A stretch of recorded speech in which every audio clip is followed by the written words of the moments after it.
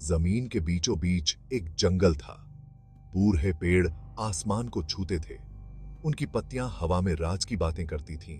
यह कोई मामूली जंगल नहीं था, यह जादू की जगह थी। गांव वाले जंगल के अंदर एक जादुई पेड़ के बारे में कहते थे।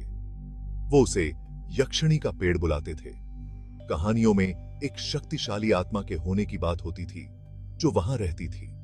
एक यक्षिणी जो कैद थी और आजादी चाहती थी। लोगों को जंगल की गहराई से डर लगता था। वो यक्षिणी के श्राप के बारे में फुसफुसाते थे। कहते थे कि जो भी उसे छेड़ेगा उसका भयानक हश्र होगा। फिर भी हवा में रहस्य का एहसास था। अनजान बुला रहा था।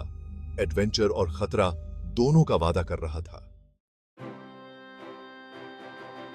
जंगल के किनारे बसे एक गांव में अर्जुन नाम का एक जवान रहता था। अर्जुन अपनी हिम्मत और एडवेंचर की चाहत के लिए जाना जाता था। वो दूसरे गांव वालों जैसा नहीं था।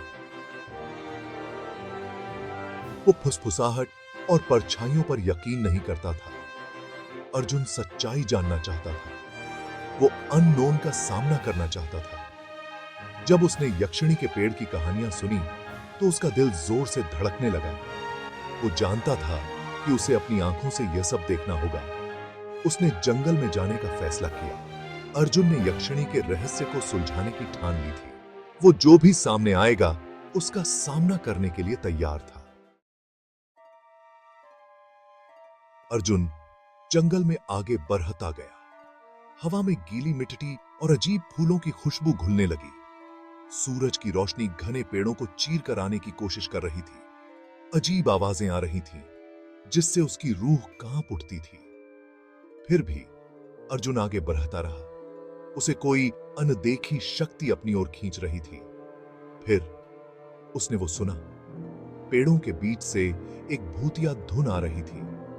संगीत बहुत सुंदर और मोहक था। उसने ऐसा पहले कभी नहीं सुना था। अर्जुन मंत्रमुग्ध हो गया। वो उस आवाज के पीछे पीछे तब तक चलता रहा जब तक वो एक खुली जगह पर नहीं पहुंच गया। वहां बीच में यक्षिणी का पेड़ था।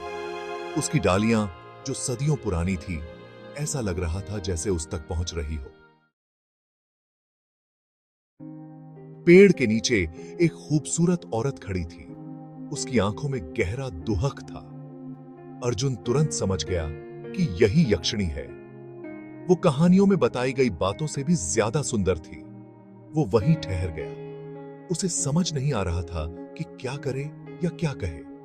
मानो उसकी मौजूदगी को भांपते हुए यक्षिणी उसकी तरफ मुड़ी। जब उसने बात की तो उसकी आवाज में गम था। उसने उसे अपनी कहानी सुनाई। उसने एक विश्वासघात के बारे में बताया जिसके कारण उसे श्रापित होना पड़ा। यक्षिणी उस पेड़ से बंधी हुई थी। उसे हमेशा के लिए वहां रहने के लिए मजबूर किया गया था। केवल वही उसे आजाद करा सकता था जो इस श्राप को तोड़ सके।